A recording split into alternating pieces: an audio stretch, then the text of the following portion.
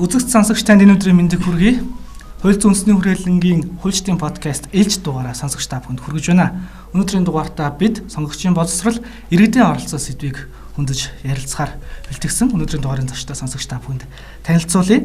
Сонгуул ерөнхий орооны сонгогчдын боловсрол сургалтын төвийн дарга Оюумаа, цогцөглөлийн үндэсний төвийн гүйцэтгэх захирал, социологч Инх Бадрал нар хүрэлцэн ирсэн байна. Цаг зав гаргаж бидэнтэй ярилцах болсон. Хоёр зочиндоо баярлалаа. Өнөөдөр мэндийг хүргэе. За баярлалаа.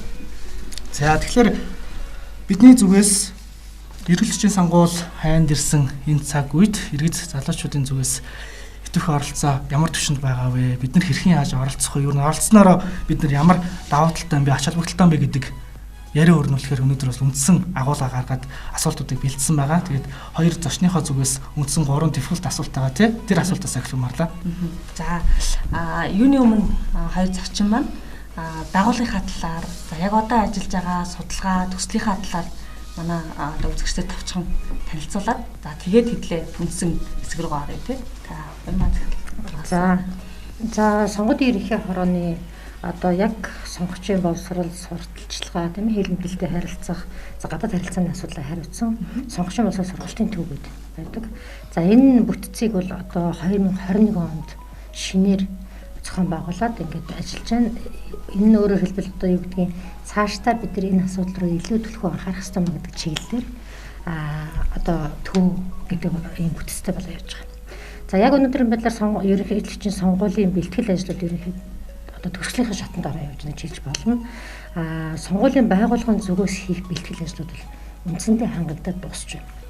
Яг өнөөдрийн байдлаар гэх юм бол нөгөө сонгогчийн санал авах тоолох төхөөрөмжийнхаа програм хэмжээ шалган турших энэ ажил хийгдэж байгаа. За яг энэтэй зэрэгцээ саналын хугацааны хэвлэлт өгдөг. За одоо юу гэдгийг сонгогчдод яг цаг хугацаатай нь уялдуулаад мэдээллийг хүргэх энэ ажлыг бол ялангуяа одоо өнөөгийн нөхцөлд уялдуулаад бид голдуу цахимаар явуулж байгаа. За тэгээд хэрэглээлийн бодлоготой хамтарч ажиллах олон төрлийн соолготой хамтарч ажиллаж байна. Хэмжлийн ажлуудыг хийж явж байна. За одоо гадаад улсад байгаа сонгогчдынхаа саналыг авах ажлыг одоо бэлтгэлээ хийгээд явж байгаа. 5 сарын 30-31 явагдана шүү дээ. Тэгэхээр энэтэй холбоотой ажлууд бол нэлээд бас эрчимтэй хийгээд явж байгаа. Мах цогцөглөлийн үндэсний төв төрийн бүс байгууллага байгаа. Ашигын бус төрийн бүс үйл ажил ийм байгууллага. 2011 оноос хойш үйл ажиллагаа явуулж байна. Үндсэн чиглэл маань бол ер нь нийгмийн судалгаанууд эрхлэн явуулга. Ер нь бол ийм судалгааны байгууллага. Тэгэхээр бид нар бол үндсэн ийм судалгааныхаа үр дүнд эртэл хурлаа чухал гэж үзэж байгаа асуудлуудынхаа чиглэлээр ийм нийгмийн хөгжлийн төсөл хөтөлбөрүүдийг бас хэрэгжүүлдэг. За тэгээд энэ төслүүд маань ихэвчлэн бол ер нь энэ боловсролын чиглэл рүү чиглэсэн юм төслүүд байна. За тэнд бол одоо сонгогчийн боловсролч, иргэдийн оролцоон чиглэлийн төслүүд байна тийм. Ерөнхий боловсролын сургуулийн сурагчдад зориулсан юм мэрэгжил сонголтын мэдээлэл олох төслүүд ч байна тийм. Тэгээ ер нь бол яг илүү ямар асуудлууд руу бид нар ажиллавал боломжтой бай, дээрээс нь ингээд үр дүнтэй вэ гэдгээ бид нар өөрсдөө судалгааны байгууллага учраас найруулж тодорхойлоод тэндээ чиглэсэн төслүүдийг л хэрэгжүүлдэг. За ийм байгууллага. За хамгийн сүүлд хийж ажилласан тийм. Бид нар хамгийн сүүлд одоо бол Азийн сантай хамтраад улс төр дэх залуучууд эмэгтэйчүүдэд тулгамддаг сорилт бэрхшээлүүд гэдэг юм сэдвтэй судалгааны ажлыг хийж байна. За одоо бол ер нь бол ингээд Тайланд гарах олон нийтэд түгээх одоо тэр ажил бол эхэлсэн. Юм чаа. Хоёр зочны хувьд яг одоогийн нөхцөлд Монголын сонгогчдын боловсролын түвшин ямар түвшинд байна гэж үзэж байна вэ? За сонгогчдын боловсролын түвшин гондлохоор нэлээд том хэмжээний судалгааны ажил явагдах хэрэгтэй болох байх. Тийм ээ. Тэгэхээр яг ийм Монгол улс даяарх сонгогчдын боловсролын түвшин одоо тогтоосон том хэмжээний судалгаа бол гарахаа яваагүй байгаа. За хамгийн сүүлд одоо олон улсын байгууллагын 2018 онд зөвхөн тодорхой хэмжээний залуучуудын дунд оролцоо боловсролын түвшин одоо тогтоох зорилгоор юм жижигхэн одоо судалгаа явуулсан гэдэг. За тэр нь бол дэжирх хязгаарлалт нь хүрээнд шүү дээ. Яг зөвхөн харьцангуй нэг үе бодох юм бол манай иргэд сонгогчд ингээд одоо нэг тийшээ ханараа туйшраа те ингээд юм болгонд итгээд яваад нэг харьцангуй гайгүй болоод байгаа юм болов гэсэн ийм зүр гаргаж байгаа. За сонгогчийн боловсролын түвшинг тогтоогоод тэрэндээ чиглэнэ гэхээр бид нар яг зөвхөн өнөөдрийн байдлаар яг зорилт бүлгүүдэд чиглэл ингээл тийм ээ. Хөгжлийн бэрхшээлтэй иргэн залуучууд, эмэгтэйчүүд ч гэдэг юм уу ингээл яваад байна. Тэгэхээр нийтийг хамарсан сонгогчийн боловсролын ажлыг бол ерөөсөө цэцэрлэгээс нь ясласан багаас нь л ерөөс сонгогчийн боловсрол гэдэг чинь үндсэндээ иргэний боловсролын нэг одоо хэсэг шүү дээ. Тэгэхээр бүр багаас нь л сонголтоо хийхдээ чи яах хэрэгтэй юм бэ гэдгээс нь давхуулаад цааш явах болов гэж ингэж хараад байгаа юм. Судалгааны дүн гэдэг юм уу, наривчлсан тийм юм бол гарсныг бол сайн мэдэхгүй байна. Гэхдээ бид нар зөвхөн юм ажилласан туршлага дээрээс нь яг цэвэр сонгогчийн боловсролын чиглэлээр хийгээгүй ч гэсэн энэ маш олон судалгааны үйл явцууд дундаас тэр иргэдийн оролцоо илэрхийлж байгаа үзэл бодлуудаас дүгнэж үзэх юм би сонгогчийн боловсролыг тийм өндөр гэж бол хэлэхгүй. Ер нь бол дундчаас доогуур бол гэж би зүгээр таамаглал ер нь жоохон доогуур байгаа хаа гэж. Хамгийн гол нь сонгогчийн боловсрол гэдэгт би ойлгохтой бол яг сонгуул яаж өгөх оролцох те сонгуул ер нь ямар ач холбогдолтой гэдэг процессоос гадна тухайн сонгуулиар бид нар юу шийдэж байгаа юм бэ гэдгийг яг бүр мэдэж гинэ гэдэг асуудал. Яг юу шийдээд нэг. Тэгээ энэ дотор иргэний оролцооны тухай те иргэний боловсрол гэдэг. Тэр иргэний боловсрол дотор сонгогчийн боловсрол за тэр дундаа энэ иргэд төрийн байгууллагууд ер нь яг ямар чиг үүрэгтэй юм бэ те.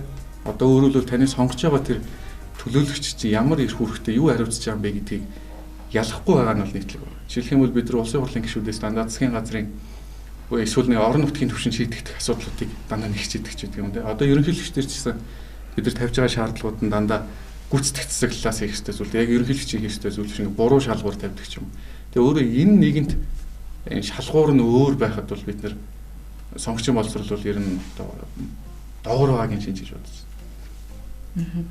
Сая ерөнхийдөө ярьлаа шүү дээ. Иргэд одоо нарийн ялгаж мэддгүү тий. Тэгэхээр яг энэ чиглэлээр ч юм уу иргэдийн оролцоог хангах эсвэл оролцоонд ингээд нөлөөлж байгаа чухал хүчин зүйлийг одоо гаргаж ирсэн тийм судалгааны төр иргэний нийгмийн байгууллагаас ч юм уу хамтарсан ч юм уу тийм судалгаа хийгдсэн зүйл байт юм болов уу? Энэ талаар та хэд мэдээлэл хуваалцаач. За тэр яг энэ чиглэлийн судалгааг би мэдгүй байна. Тэр өмнө нь миний одоо хэлсэн судалгаа гэдэг маань ерөөсөө оролцооны чиглэлээр залуучууд яагаад сонголт оролцдоггүй юм бэ гэдэг шалтгааныг тогтоох чиглэлээр яасан нэг ийм судалгааны дүн байдаг. За энэ бол мэдээж хэрэг ойлгомжтой одоо хэдэн жилийн өмнө хийгдсэн судалгаа учраас дата нь бол жоохон хуучирсан юм байгаа. Гэхдээ тэрэн дээрс ингээ харахад бол ер нь одоо юу гэдгийг сонгуульд оролцоогүй ялгаа байхгүй ч гэдэг юм уу те. Одоо надаар дутхгүй ч гэдэг юм уу. Эсвэл одоо хинж гарсан ялгаа байхгүй гэдэг юм уу. Итгэл нь алдарсан нэг ийм дүр зураг ихэнх хувийн эзлэд байгаа харагддаг. Тэгэхээр одоо өнгөрсөн 2018 оны эцэс ахвал сонгуульд ирэх орноос яг зөвөр жижиг хэмжээний эхний ээлжинд бид нөгөө энэ одоо төвийнхөө үйл ажиллагааг эхлүүлэх за цаашаа ингээд мэдээж хэрэг тодорхой хэмжээний жижигч бол хийсэн ажилтай байж олон улсын бусад ижил төстэй байгууллагууд олон улсын байгууллагууд дэмжлэг авах зорилгоор сонгон хайрхан дөрөвдөр 3 сургууль дээр ийм жижигхэн залуу сонгогч гэдэг хөтөлбөр хэрэгжүүлсэн. За тэрэн дээр бол хүүхдүүд айгүй хөөрхөн одоо маш идэвхтэй оролцсон. Тэгээд тэндээс юу харсан бэ гэхээр багаас нь мэдхийн болох хэрэгтэй юм байна. Нөгөө судалгааны дүн нь ингээд хуучрах тал руугаа явж байгаа юм болов гэсэн бас нэг юм харагдаад байгаа юм. Тэгэхээр бид нар ерөөсөө л баг гэхгүйгээр одоо доороос нь эхлээл ингээд багаар шат ахиал тийм ээ. За нэг сургуулиас нь 2 сургууль, дүүрэг, цаашаа хот, аймагч гэдэг юм. Ингээд цаашаа ахиад бид нар явах хэрэгтэй. За тэгээ энэ дээр нэг юм хэлэхэд яг зүгээр сонгуулийн ерөнхий хороо дангаараа ганцхан энэ ажилд явах үнэхээр шаналлттай. Хичнээн бид нар яваад исэн ч гэсэн бүхэл бүтэн одоо 2 сая гаруй сонгогч 3 сая гаруй одоо иргэндээ хүрнэ гэдэг бол худлаа шүү дээ тий. Энэ дээр бид нар бусад төрийн байгууллагууд за дээрэс нь төрийн бус байгууллагууд яг энэ чиглэлээр үйл ажиллагаа явуулдаг төрийн бус байгууллагуудыг бидэртээ одоо хамтраач гэдэг юм барилгыг бас нэлээд дэвшүүлдэг. За энэний ч дагуу ерөнхийдөө төрийн бус байгууллагууд манайтай сүүлийн үед нэлээд сайн хамтарч ажиллаж байгаа. Энэ сүүлийн 2 жилдээ энэ залуучуудыг сонгуульд оролцуулахтай холбоотой их олон компани нөлөөллийн ажлууд их явдаг болсон шүү дээ. Бадрал сая ярин дээр дурдсан шүү дээ. Шалгуураа ингээ буруу тавьдаг их хурлын сонгуульд нэр дэвшиж байгаа. Эсвэл ерөнхийлөгчийн сонгуульд нэр дэвшиж байгаа. Нэр дэвшигчид одоо жишээ нь гүйцэтгэх удирдлагын зүгээс хийх стайл алхмуудыг асууж байна гэх. Тэгэхээр яг энэ сонгогчийн боловсрол гэж юу хэлээд байна. Манайхан сонгуульдаа саналаа өгөхдөө ингээд эрс өндөр оролцсноор нь жилээс ингээд сонгуульд ирсэн ингээд нэмэгдчихсэн бол сонгогчд боловсрол өндөр байгаа юм байна. Саналаа идэвхтэй оролцож ийн гэл те. Ингэж хараад байгаа. Тэнгүүт яг тэр мөрийн хөтөлбөрөөр танилцуулж байгаа судалгааны материалтай хэр танилцж чинь тэгж яаж бие даасан хараад тусаар шийдвэрээ гаргаж ийн энэ тал дээр ер нь хэр агц байгаа бол гэж харж байна. Би үл илүү асуудлуудыг үл илүү суур гэдэг юм уу, өргөн үрээтэй харах нь зөв гэж боддог. Манайд сонгогчийн боловсрол гэдэг юм уу, энэ сонгогчтой холбоотой асуудлыг зөвхөн сонгуулийн процесстэй холбоод идэг нь өөрөө ер нь бол энэ асуудлыг шийдэхгүй байх нэг тийм ихний бараг нөгөө мордхай цаа гэдэг шиг тийм. Би тэрийг гэж бодод. Яа тэгэхээр сонгуультай холбоотой асуудал бол манайд ер нь 1-2 сарын өмнө яригдсан сонгуул бол. Тэгээ тэр хооронд сонгогчийн боловсрол гэдэг юм уу, үр дүнтэй ажил их бол үндсэндээ боломжгүй. За тийм ч учраас сонгуультай холбоотой хийгдэж байгаа ажлууд бол одоо нүүрний будаг гэдэг шиг ерөнхийдөө юм маркетингийн шинжтэй, уриалгын шинжтэй, компани ажлын шинжтэй нэг тийм 1-2 сарын хугацаал учраас угс тийм. Бас буруутгаад хэцүү. Тийм ажлуудыг нэг нь явуулчихсан. Угтаа бол сонгогчийн боловсрол гэдэг бол ингээд зөвхөн сонгуулийн үеийн процесс биш. Нөгөө 4 жилийн хугацаатай гэдэг шиг юм урт хугацаатай байх хэрэгтэй. Тэр нь юу гэхээр бид нар сонголтоо хийчлээ. Тэгэл болоо гэд ингээд орхичдаг. Гэтэл сонгосон үнийг хаараас бид нар хяналт тавих те үнэлгээ хийх. Тэгээ эргээд дараагийн сонгуулийн өмнө тэр чинь бидэрт мэдээлэл болоод тэр зөвхөн сонгуулийн сурталчилгаанаас биш бид нар өөрсдөө эргээд хүндлэнгийн нээлттэй элдвод мэдээллүүдээр дүгнээд сонголтоо хийх, хариуцлага тооцох тэр механизм бүрдгэсэн. Одоо бол дандаа ерөнхийлөгчийн сонгуул болоход нэг сар хүрэхгүй хугацааны завилчлаа шүү дээ. Компани ажил нь одоо 2-7 хоног гаруй хугацаад үргэлжилсэн. Тэгэхээр энэ чинь үнэхээр чамлалтай хугацаа. Тэгэхээр бидний хийх ёстой магадгүй залуучуудын хувьд гэдэг юм уу улс төрийн боловсрол болох тэгээд энэ иргэний боловсрол, сонгогчийн боловсрол гэж ярих юм бол бид нар энийг тасралтгүй процесс болсон. Байнгын тогтмол. За би түрүү нөгөө хамгийн сүүлд хийж байгаа ажил дээр докторч бид нар нэгдсэн улсын байгууллагын арчлыг дэмжих санхүүжилттэй хүүхдийн ивэх сангийн нэг төсөл байна. Тэр нь нөгөө арчлын төлөв шинэ үе төслгээд за Улаанбаатар хот болон ховдод хэрэгжиж байгаа. Тэгээ тэр нь бол нэг юм 10 залуу сонгогчдын клубыг бэлтгээд хүүхдүүдэд мэдээлэл өгөх. Тийм одоо юм залуу сонгогчдыг бид нар сонгогчийн боловсрол болох тийм зорилготой төсөл. Тэгээ тэн дээр бол манай байгууллага юм 4 төрлийн байгууллага нэг болоод сургалтын модуль боловсруулаад оролцоо болон сонгуулийн тухай 2 модуль боловсруулах хүүхдүүдэд сургалтаа сая цар тахлын үеэр онлайнаар ингээ явуулаад туслаа л да. Тэгээ одоо клубүүд нэгтгэж байна. Тэгээ эндээс харахад бол бид нар сонгуулийн өмнө 1-2 сарын хугацааны кампанид ажлууд гэхээс илүүтэйгээр тасралтгүй урт хугацаанд болох дээр л анхаарах шаардлагатайсан гэдэг. 20 хоног хүрэхгүй хугацааны дараа эргэлжээ сонгуул болох гэж байна. Өнгөрсөн жил бид улсын хурлын сонгуулийг цар тахлын үед одоо байсан ч гэсэн явуулсан тий. Тэгэхээр яг энэ дэлхийн улс орнууд бол яг энэ цар тахлын үе зарим нь бол ингээд сонгуулаа хойшлуулж байна. Зарим нь ингээд цар тахал байгаа хэдий ч энийг бол ингээд хойшлуулахгүйгээр ингээд зохион байгуулж байна. Манай тухайд бол энэ бол нэг 2 дахь тохиолдол учраас одоо яг энэ дээр яг иргэдийн оролцоог одоо яг яаж цар тахлын үед яаж одоо оролцоог нь хангах уу тэгээ тэр талаар сонгуулийн ерөнхий орооноос одоо яг ямар дүрм журм цар тахлын үед сонгуулийг явуулахтай холбоотой дүрм журм боловсруулсан зүйлүүд байгаа юу энэ талаар мэдээлэл өгөөч. За бид нар өнгөрсөн 20 оны улсын 6 сард явагдсан улсын хурлын сонгуул 10 сард явагдсан орон нутгийн сонгуулийг бид нар яг одоо энэ одоо халдвараас хамгаалсан байдалтайгаар тийм ээ цар тахлын нөхцөл байдалд ингээд зохион байгуулсан. Гэсэн хэдий харьцангуй Монгол дотор бол 50 байсан тийм дотоодын халдвар өртгөдөгөө байсан ийм нөхцөл байдал. Одоо бол жинхэнэ одоо нөгөө дотооддоо халдвараа энэ тархалттай ийм нөхцөл байдалд одоо үндсэндээ дэлхийн нийтэд адилхан одоо бид нар энэ сонгуулийг яаж явуулах вэ гэдэгт яг төмөрт болчихж байгаа юм. Тэгэхээр мэдээж хэрэг ойлгомжтой нөгөө яг зүгээр 20 оны их хурлын сонгуул орон нутгийн сонгуулийн зохион байгуулалт бидэрт бас нэг дадлага, туршлага болсон бол хараад байгаа тийм. Тэгэхээр энгийн гормоор санал авах ажиллагаа гэдэг юм уу нэр дэвштэй энэ сурчлагаа хийх энэ ажилд бол өнгөрсөн их хурл орон нутгийн сонгуульд зохион байгуулсан тэр журмаараа явахаар ингэж байгаа. За яг энэ одоо журман дээр одоо сонгуулийн ерөнхий ороо, улсын онцгой комисс, эрүүл мэндийн яам, за тэгээ бусад мэргэжлийн байгууллагуудаа хамтарсан ийм ажлын хэсэг гарцсан яг журмаа боловсруулаад явж байна. Тэгэхээр одоо эх 7 хоногийн засгийн газрын хуралдаанд батлагдчихлоо гэж харж байгаа.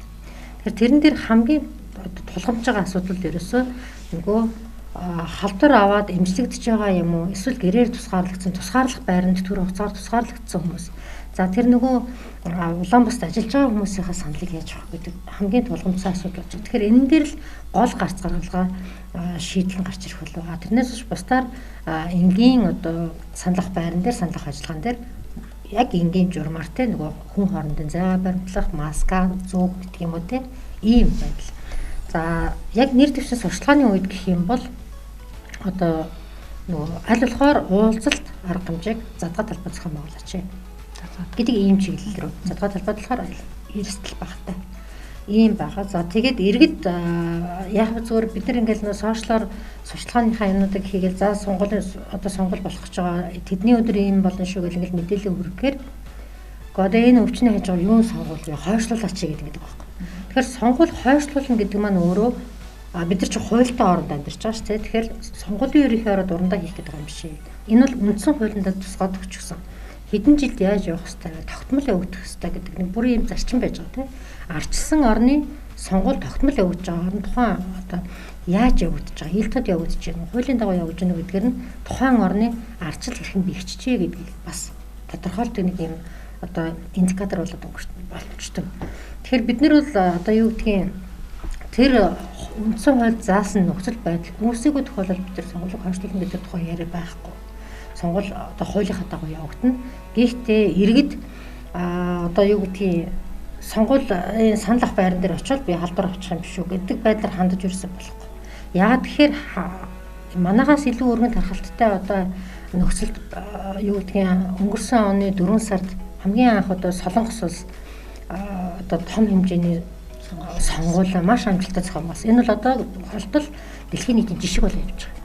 Тэгэхээр яг тэр Солонгосын жишг одоо юг туршлага дээр тулгуурлаад бид нар энэ өнгөрсөн оны сонгуулийн зохиомжсон одоо энэ оных ч гэсэн зохиомжлох гэдэг явж байна тийм.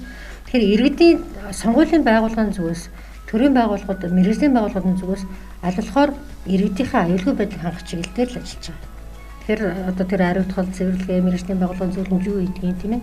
Энэ дээр л маш олон төрийн байгууллагын ажилтнууд одоо гар бие оролцож ажиллаж байгаа учраас сонгогчид энэ дээр айх хэрэглэх зүйл юм бол байхгүй.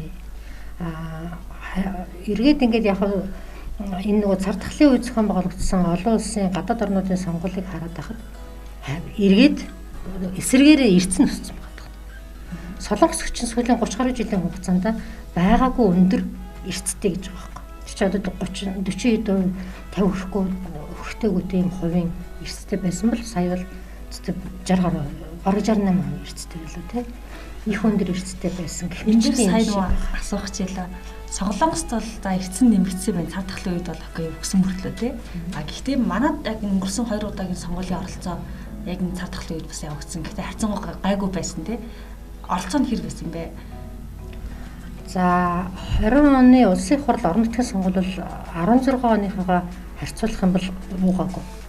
Нэг буугаагүй. Одоо 16 оны сонгуулийн эрс 73.5% таа байсан бол 20 оны сонгуулийн эрс 73.6% таа гарсан байх шүү. Тэгэхээр ер нь л сонгогчийн эрс буураагүй. Сонгогчд маань өөрсдөө бид нар яг энэ нөхцөл байдал байсан ч гэсэн энэ сонгуульд очиж саналаа өгөх одоо сонголтоо хийх хэрэгэд нөлөөлөхгүй байна гэдэг юм. Тэрэн дээрээс харагдаж байгаа байхгүй. Тэгэхээр энэ бол ерөөсөө л иргэд сонгогчдын өөрсдийнх нь ухамсарын асуудал, хариуцлагын асуудал, за тэгээ мэдээж ирэх боломжтой ямар сонгуул зохион байгуулж байгаа гэдгээсээ түрүүн их мат хэлсэн шүү дээ. Тэр ямар сонгуул зохион байгуулж байгаа мэдээлэл маш сайн аваач. Мэдээлэл хаанаас авах вэ гэдгээ бас шүүлтүүртэй хандах хэрэгтэй. Ерөөсөө л ингээл бүгд ингээд одоо оролцоотой байх хэрэгтэй гэдэг юм харагдаад байна. Оюун багчаас дахиад асуу. Сая ковид үеэр орон нутгийн сонгуулиуд улсын хурлын сонгуул зохион байгуулсан. Гэхдээ яг дотооддоо алдаагүй байсан учраас харьцангуй өмнөх жилүүд эрцэг бодвол буурс үзүүлэлт бол ажиглагдаагүй шүү дээ. Тэгэхээр яг энэ ерөнхийлөгчийн сонгуул, орон нутгийн сонгуул, их хурлын сонгуульд ер нь манай иргэд хөвчлөх юм бол аль сонгуульд илүү их их оролцоотой байна. За улсын их хурл яг ингээд ховчлаад шууд харьцуулаад харах юм бол улсын их хурлын сонгуулийн эрс өндөр байдаг. Аль ч онуудад тийм ингээд ерөөсөө яг сонгуулийнхаа циклээр ингээд үзэх юм бол улсын их хурлын сонгуул нь хамгийн өндөр, дараа нь ерөнхийлөгч, дараа нь орон нутгийн. Гэхдээ энийг яг шууд их хурл ерөнхийлөгч орон нутгийн харьцуулахад бас учир дутагдaltaй байдаг байхгүй. Тэгэхээр улсын их хурлын сонгуул болохоор тухайн тойргийнхаа хэмжээнд амьдралаа сууж байгаа тэр харьяалтай иргэдэд сандаа наадаг. За их хурлын сонгуул дээр болохоор харьцангуй сонгогчийн шилжилт тухайн хэмжээгээр явдаг тийм. Ерөнхийлөгчийн сонгуул болохоор улс даяараа нэг тойрог болчтой учраас хэн хаанч байсан хүсээ одоо өгийг гэх юм бол сонгогчийн шилжүүлэлт хийлгээл хаанччад эрх нь бол нээлттэй байгаа. За орон нутгийн сонгуул болохоор голдуу намар яваад байдаг. За намар явчихаар нөгөө орон нутгийн оюутнууд Улаанбаатар хотод хурж ирээд сургуультай орчдөг. За тэгээ нөгөө хадлан тариалан наашаа цаашаа хөдөлгөөн ихсэн явждаг тийм. Шилжилт хөдөлгөөн ихсэн явждаг. За тэгээд орон нутгийн сонгуульд болохоор яг тухайн орон нутагтаа амьдран сууж байгаа иргэд саналаа өгөх ирэх хүсчихдээ байхгүй. А би одоо жишээлбэл орон нутгийн сонгуулиар өөр аймагт томилолттой явж байгаа тэнд саналаа өгье гэх юм бол өөрийнхөө амьдрал суугаа газрынхаа л хүнийг сонгоно гэхээс би хамаагүй одоо юу гэдгийг Төв аймаг ч юм уу те Архангай аймгийн хүнийг сонгоод би яах вэ? Миний амьдрах газар биш те. Тэгэхээр миний сонголтынд одоо баг илүү чухал болж байгаа байхгүй. Тэр ерөөсөл орон хэнийг сонгох гэдэг байгаа гэдгээтэй хамаарат сонгуулиасаа хамаарат бас ирсэн гэдэг яваад байгаа. Энд дээр нөгөө дахиад оролцогчтой оролцоороо ороод явхад ер нь жид олгоны сонгуулиар залуучуудын оролцоо маш мөнгө байна. Залуучууд оролцохгүй байна гэдэг асуудал яригддаг те. Өнгөрсөн сонгуулиар залуучуудын оролцоо яг хэр байсан бол бас яг энэ дээр нөгөө нэг юм одоо яг энэ цаг тахлын үетэй холбоотойгоор энэ олон нийтийн гэлтгүү залуучуудын оролцоог хангах чиглэлээр иргэний нийгмийн байгууллагууд дээр хийгдэж байгаа тийм төлөвлөлийн кампани ажлуудыг ямар ажил явагдаж байгаа юм бол тэрэн дээр танах дарга нэг ажил хийж гинүү сонгуулийн ерөнхий арга бас ямар байгууллагатай хамтарч ажиллаж байгаа вэ те талаар мэдээлэл өгвөл. Залуучуудын улс төрийн оролцооны асуудлыг ярихаар дандаа нэг сонгуулийнхаа оролцооны хуваар яриад шүүмжилтгэлтэй болдог. Тэгээд хамгийн муу одоо бас нэлээд буруутай нийгмийн бүлгээр тодроод идэг. Тэгээд би зүгээр судалгааны ажлуудыг ингээд хийгээд дүгнэлтүүдийг ингээд харьцуулаад үзэхлээр бол нийгмийн бүлгүүдээр нь ингэж ангилж үзэх үл яг тухайн сонгуулийн кампанид ажилд эрсийг нэмэгдүүлэх юм үр дүнтэй гэж магадгүй. Гэхдээ урт хугацаанд бол энэ нийгэмд тийм эерэг нөлөөтэй зүйл ерөөсөө биш л дээ. Одоо бид нар сонгуулийн кампанид ажил хийх юм уу эсвэл нөгөө сонгуулийн оролцоог уриалсан юмуд харахаар дандаа ингээд бүлгүүдийн хооронд нь нийгмийн давхраг хооронд нь зөрчилдүүлсэн тийм уриалгууд их яваад байна л да. Ахмад үе залуу үе гэдгээр нь ангилж идэг. Хөгшин залуу тий одоо энэ ахмад залуугаар нь ангилна, хот хөдөөгөөр нь ангилна. Тэгээд ингээд бусдын сонголтыг буруутгах тийм хандлагууд бол асар өндөр байдаг. Нөгөөтэйгөр энэ чинь ахмадуудын эрт сайн байгаа чинь сайн зүйл шүү дээ тий. Идэвхтэй оролцоотой юм чинь маш сайн зүйл. Тэгээд залуучтай оролцоо муу эсвэл ахмадуудыг шүүмжлэлтэй та нарын сонголт буруу гэдэг. Энэ бол урт хугацаанд бол аюу сөрөг нөлөөтэй зүйл. Тийм болохоор альва кампани ажлууд дээр ч байдаг юм уу эсвэл энэ сонгуулийн их оролцоог уриалгах энэ дэр бол манай хэвлэл мэдээллийнхэн анхаарах хэрэгтэй. Ер нь оролцогчдод иргэний нийгмийн маань анхаарах хэрэгтэй. Удаад нь болохоор залуучуудын оролцоо муу байгаа гэдэг нь залуучууд нөлөөгүй байгаа гэдэр гэж үзэхтэй үндэслэл болохгүй л байна. Жишээ нь 2016 оны сонгуулийн хувьд гэхэд залуучууд ирж чинь нэг 50.8% билүү 20 төрөлх насны. За харин 60-аас дээш насны ахмадууд 97% нь оролцсон юм. Тэгээ яг нэг оролцооны хуваар нь үзэхээр ахмадууд маань итгэхдээ залуучууд маань итгэхгүй болж харагдаад ингээд шүүмжлээд байгаа. Тэгээ тэрнээс нь болоод залуучуудыг нэг тийм нөлөөлөлгүй сонгуульд шийдэхгүй гэдэг ингээд ойлголт тогтцсон. Тэр нь бүр мэрэгжлийн сэтгүүл зүй судалгааных нь үрдэлтэйгээд ойлгоод. Тэгээ үүнээсээ болоод залуучууд угаасаа тийм нөлөөгүй юм бол тэнд оролцож яах юм те. Нөлөөгүй юм бол би тэнд юу ч хийж чадахгүй мэн гэдэг ойлголт угаасаа буугаад байна. Гэтэл яг үүндээ 1,400,000 ингээд яг саналаа өгч байгаа хүнийг 100% гээд тооцох юм бол тэр дотор аль бүлэг нөлөөтэй юм бэ гэдгээр нь авч үзэх хэрэгтэй. Тэрнээс биш нийт залуучуудын хэдэн хувийн саналаа өгсөн гэдэг нэг тустай асуудал. Харин тэр саналаа өгсөн залуучууд чинь тэр 100% санал дотор хэдэн хувийг эзлээд байгаа юм бэ гэдгээр нь үзэх юм бол нийт саналаа өгсөн хүмүүс дотор хамгийн жин дарах бүлэг нь залуучууд гэдэг. 18-аас 25 хүртэлх нас. За тэгээд 50-аас дээш насны ахмадууд ингээд за яг ахмад ч гэж хэлэхгүй 50 настай хүн гэдэг. Гэхдээ 50-аас дээш насныхаа ингээд бүр ингээд нэгтгэхэд үзэхэд залуучууд нь илүү өндөр байдаг шүү дээ. Тэг 12 болоор илүү. Тэгэхээр өөрөөр хэлбэл залуучуудын тэр саналаа өгж байгаа жинчин бол Монголын сонгуулийн үр дүнд бол хамгийн нөлөө өгөх бүлэг байхгүй. Тэрийг одоо нөгөө өөрсдөө ч мэдэхгүй мэдүүлдэгчгүй тэгээд нэг буруу ойлголт яваад байгааг бид нараас боломжийг ашиглаад бол аль болох ингэ илэрхийлж засаж явах хэрэгтэй шүү дээ. Тэгэхээр залуучуудын оролцоо бол яг нь залуучууд олуулаа учраас тал нь өгтөл ахмадуудаас илүү жин дараад л байгаа юм л да. Тэгээд тэрийгээ бас хэдүүлээ залруулж ойлгуулж хэрэгтэй байна. За сүүлийн 2 жилийн хугацаанд бол олон улсын байгууллагууд бол бас энэ залуучуудын эмэгтэйчүүд улс төрийн оролцоог дэмжих чиглэлээр төслүүдийг бол маш ихээр дэмжиж байгаа, санхүүжүүлж байгаа. За тэгээд тэндээс бол бас иргэний нийгмийн байгууллагууд хамтраа судалгааны байгууллагууд ажиллаж байгаа. За сүүлдээс бид нар бол одоо нэг судалгааны ажилтай. За өнгөрсөн жил бас энэ залуучтай хакатон бас хамтраа зохион байгуулсан ч гэдэг юм уу. Тийм оролцоонууд бол байгаа. Энэ бол бас залуучуудын эргээр нөлөөлж байгаа гэж байна. За залуучууд гэлтгээр нийгэмд. Тэгэхээр залуучуудын оролцоог одоо оролцохгүй гэхээсээ илүүтэйгээр оролцож байгааг нь дэмжих байдлаар юу хийх шаардлагатай гэсэн үг үү? Тийм. Тэгээд дээрэс нь залуучуудын ойлголт мэдлэгийг сайжруулах чиглэл рүү бас ажиллаж байна. Туяагийн төрөө асуудаг чи айгүй зөв санагдсан надад. Мөрөгт промшиж байна гэдэг чинь. Одоо болохоор нөгөө тоон үзүүлэлт дээр амжилтаа хэмжээд үр дүнгээ хэмжээтэй авчраас нөгөө амжилтаа ахиулахын тулд олуулаад санал авчвал болох гэдэг юм та. Тийм учраас л ингээд олуулаа гэдэг ингээд очиотах гэдэг урамшуулал юм өртлөх гэдэг л тийм. Тэгээ энэ бол би бол бас тийм айхтар зүг гэж боддог. Ягаад тэгэхээр энэ маш сайн асуудлаа судлаад ингээд те мөрийн хөтөлбөр тэр хүнээс ингээд асуулт уулзалт нь очиод асуулт асуугаач вэ тийм үйлслэлээ илэрхийлээд чанартай нэг сонгогч явахад тэн зүгээр 10 залуугаа очиод хөөргөө санал өгөөд энийг үр дүн гэх юм бол юу л тийм шиг гэж. Яа тэгэхээр сонгуулийн санал хүл явц бол хариуцлагатай, чанартай тийм байх хэрэгтэй.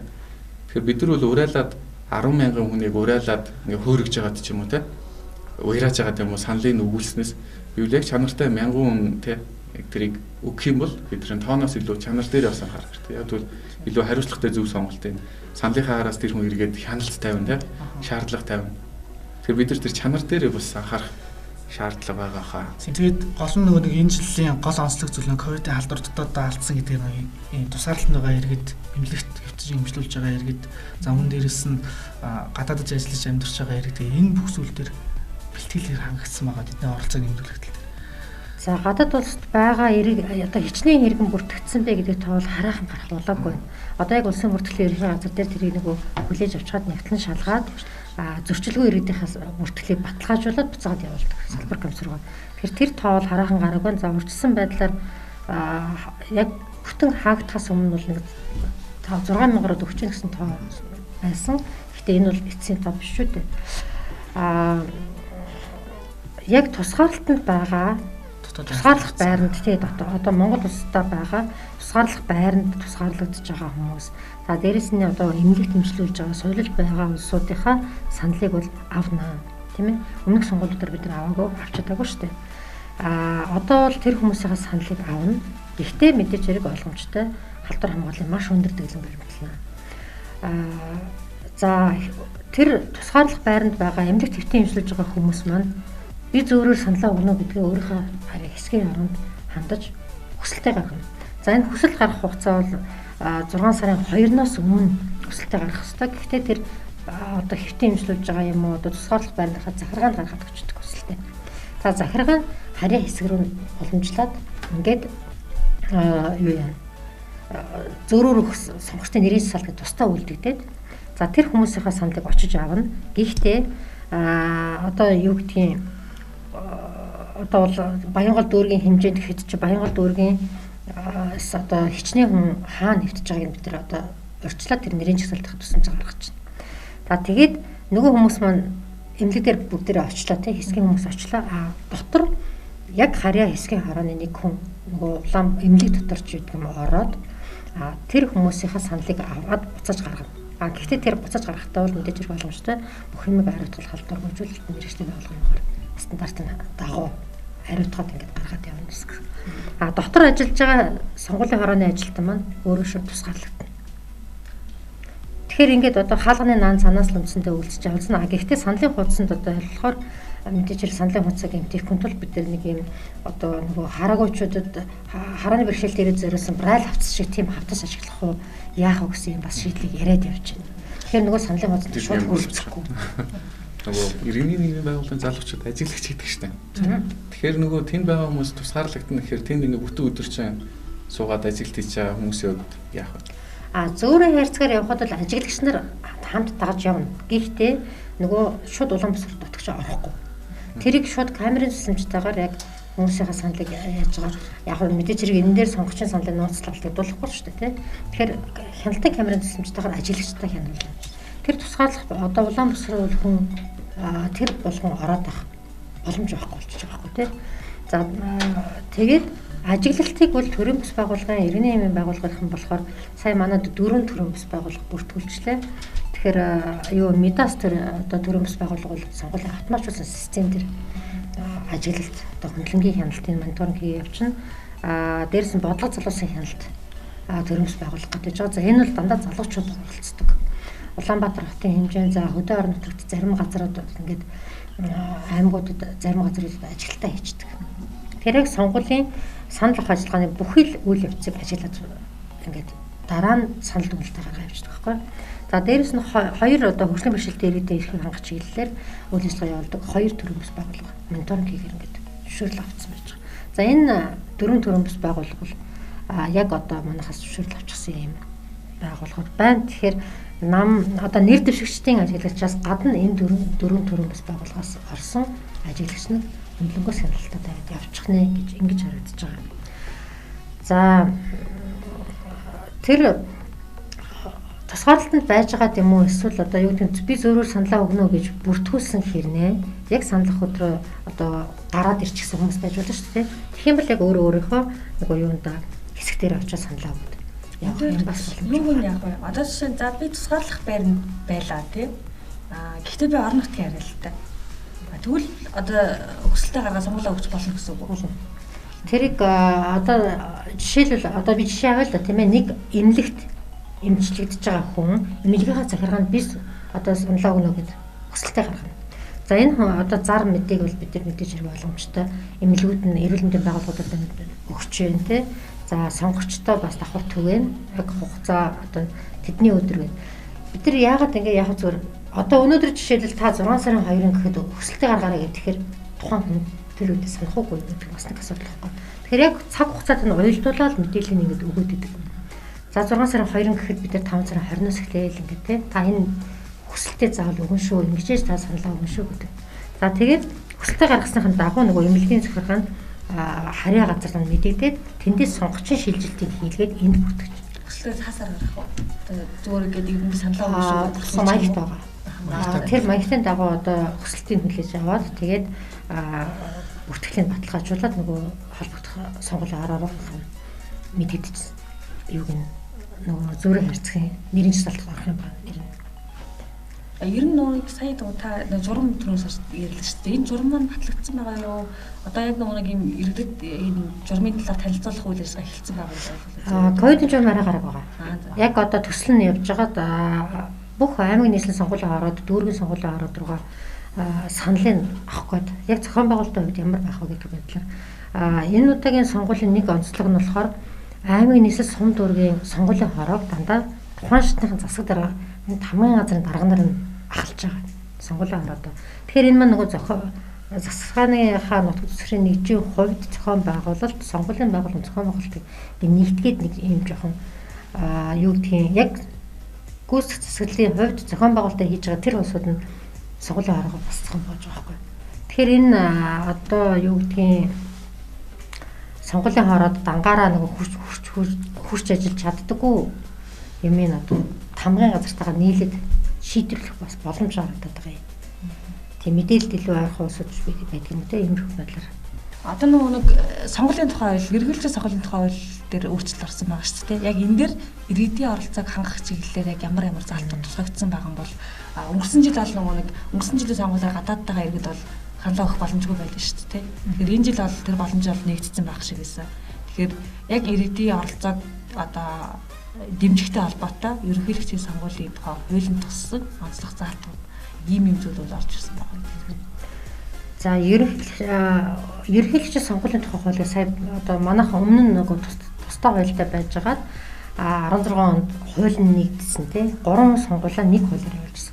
За сая буцаад 20 оны их хурл орон нутгийн сонгуул за одоо 21 оны ерөнхийлөгчийн сонгуул маань 3 тусдаа хуулиар зохион болгогдож байгаа. Энэ ерөнхийлөгчийн сонгуулийн тухай хуулийн дээр өмнөх сонгуулийн одоо хуулиуд дээр гарч ирсэн одоо дутагдaltaй талуудын аль болохоор зас сайжруулах юм одоо ялангуяа сонгуулийн процедурын зохион байгуулалтын үйл ажиллагаатай холбоотой юмуд дээр бол сонгуулийн ерөнхиөр нэлээд сайн орж ажилласан.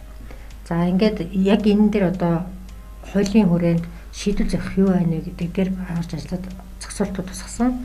За яг их хууль хэлцэж явцын дунд зарчмын зөрүүлийн санал гэдгээр бас нэлээд хэдэн заалтууд орж ирсэн байж байгаа. Ерөнхийлөгчийн сонгуулийн хуулинд орсон онцлог зохицуулт гэдэг юм бол түрүүний миний хэлсэн нэг сонгуулийн хороод ахалж байгаа хүний шууд томлоод шууд заагаад өчөж байгаа нэгдүгээр.